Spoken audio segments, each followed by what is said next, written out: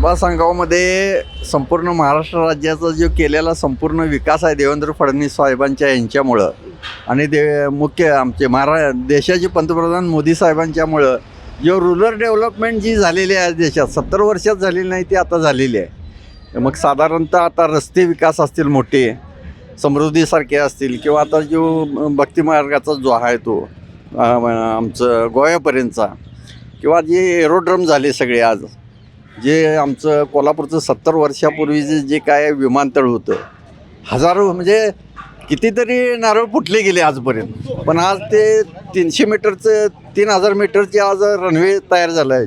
जो कार्गो विमानसुद्धा आता night landing होतं आहे. हा सगळा आणि परत तुमचं जे पासपोर्टला पुण्याला जायला लागत होतं रस्व दीर्घ चुकलं तर ते सगळं पूर्णपणे इथं परत पोलीस स्टेशनला आणि प्रूफ देऊन परत जायला लोकांना 5,000 10,000 रुपये खर्च होतो. तर आज महाराष्ट्रात सगळ्यात जास्त देशात सगळ्यात जास्त पासपोर्ट कोल्हापूर सेंटरला आहे.